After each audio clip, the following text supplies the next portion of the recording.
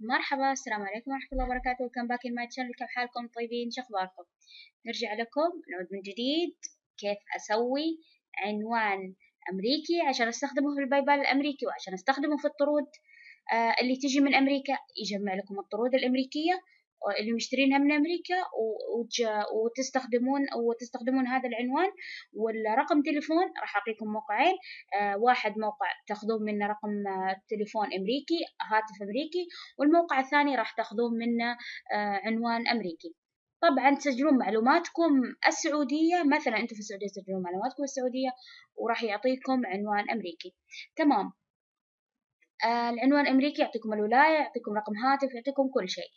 أما نجي لو أخذتوا رقم هاتف أمريكي راح أعطيكم رابط ثاني تفتحونه وتطبقوا الخطوات معي أول بأول. حيعطيكم أيضا رقم هاتف أمريكي. رقم الهاتف الأمريكي تستخدمونه أيضا في الباي بال الأمريكي، بس تنبيه: الباي بال الأمريكي فقط يحول من باي بال إلى باي بال.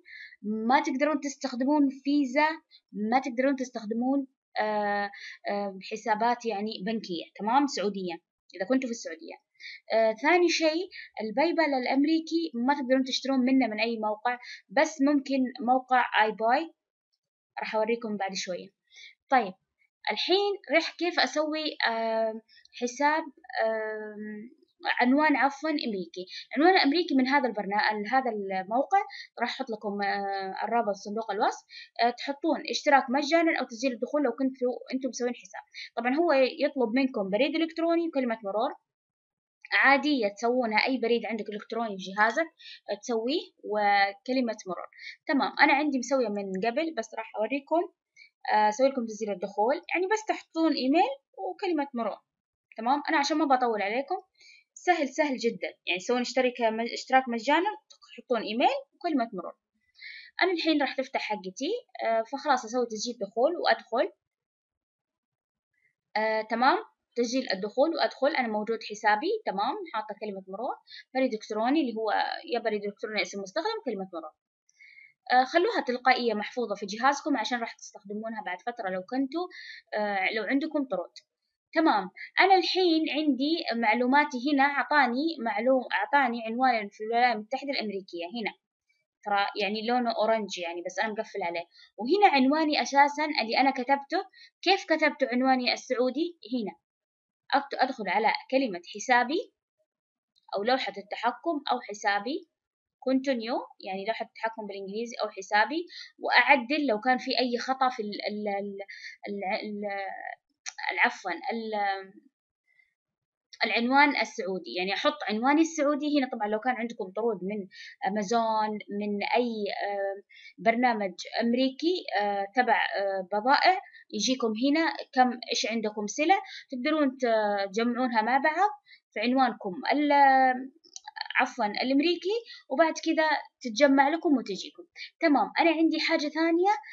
العنوان، ليش كلمت عن الباي بال بالذات يا جودي؟ تكلمتي عن الباي بال ليش؟ لأنه العنوان هذا تقدرون تستخدمونه في الباي بال الأمريكي ويسهل عليكم التحويلات في الباي بال الأمريكي. ليش تتكلمين عن الباي بال الأمريكي؟ الباي بال الأمريكي سهل في إرسال واستقبال الأموال، ولكن ما تقدرون تربطون فيه فيزا سعودية أو مدى أو من هذه البطايق السعودية. تمام، يعني ما تقدرون تسحبون منه لبطايقكم السعودية. تمام. طيب، هنا أبى أدخل أكمل حسابي، أضغط على حسابي. تمام، أضغط على حسابي وينفتح حسابي وأضبط حسابي. أنا من أول كاتبة معلومات عني، بس بدل ما أكتب العنوان الرقم الهاتف السعودي حطيت رقم الهاتف الأمريكي. فأنا راح أغير بس رقم الهاتف إلى سعودي وراح أوريكم الصفحة. أقفل معلوماتي الخاصة وأوريكم الصفحة اللي تعبون فيها معلوماتكم السعودية. طبعا هو البرنامج تلقائي خلاص أعطاك رقم، دام إنك حطيت إيميل هو أعطاك رقم هاتف، أعطاك عنوان شو اسمه، معلش الإنترنت ضعيف شوي عندي. أعطاك عنوان أمريكي، خلاص هو أعطاك عنوان أمريكي، بس أنت تعبي هنا بياناتك الإيش السعودية. طبعا هنا أنا مقفلة على الشاشة لأنه هنا معلوماتي السعودية. خلاص. بعد كذا راح يعطيني أوريكم صفحة البيانات الأمريكية اللي أعطاك معها. هنا عنواني في الولايات المتحدة الأمريكية، هذا هو عنواني في الولايات المتحدة الأمريكية. هنا تحت راح أعبي هنا بياناتي بس وأوريكم، ناقصني بعض البيانات. هذا هو عنوان الأمريكي، شايفين هذا عنوان الأمريكي، اسمي وعطاني الشارع وكذا. بس خلوني أعبي الهاتف وأوريكم.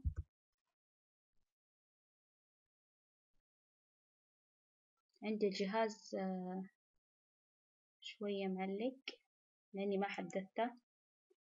على آخر فيديو قلت بحدثه وما حدثته.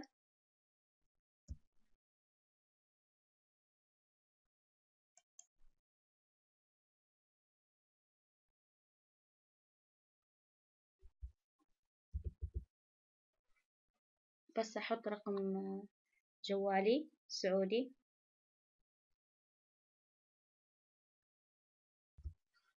تمام، أسوي الإدخال.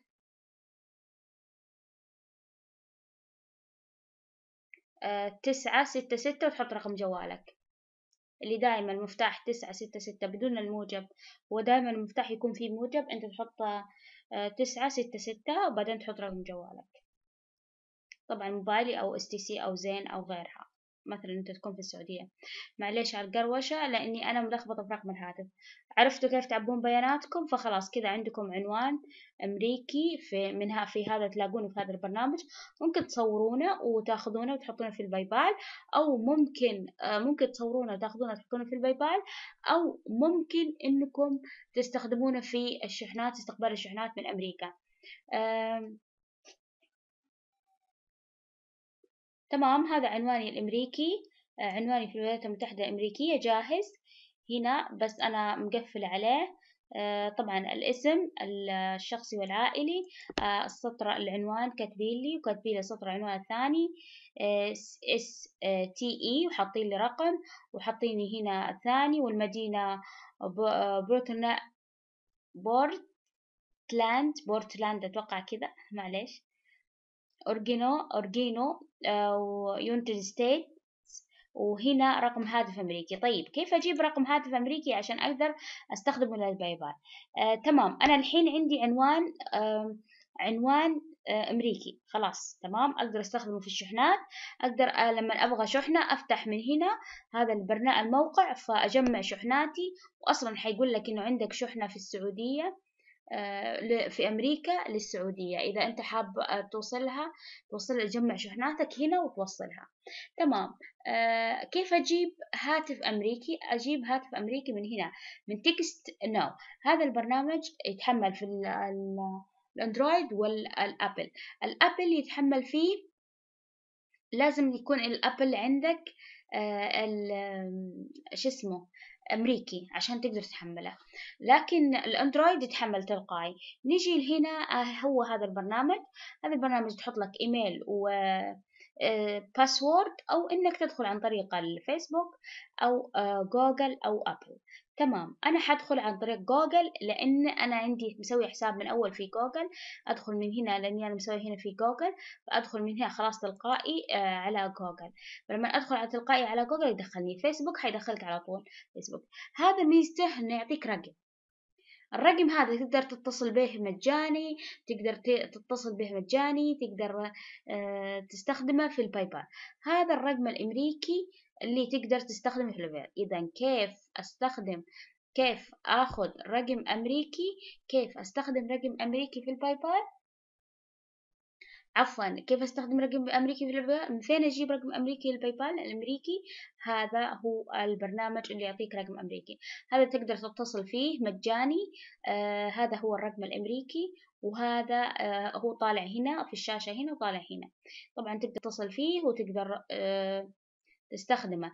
فلو استخدمت الباي بال هيعطيك رسالة، يعطيك تحط الرقم في العنوان. هو أصلا في الباي بال هيعطيك معلومات العنوان. تمام، أنت حتحط العنوان هذا الموجود اللي سويته قبل شوية، اللي هو عنوان الطرود وعنوان البايبال، وحتحط كمان التكست نو اللي هو رقم الهاتف الأمريكي. حيطلب منك طبعا رقم هاتف أمريكي لأن أنت البايبال تبعك تبغاه أمريكي.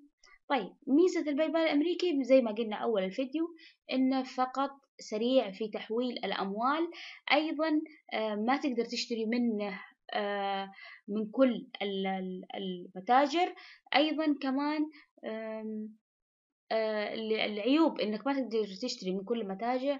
أيضا كمان إنك ما تقدر تحول الأموال إلى فيزا أو مثلا سعودية أو ماستر كارد سعودي أو غيره، بس تحول الأموال من باي بال إلى باي بال. بس هذا اللي حبيت أشرحه لكم، إن شاء الله فهمتوني.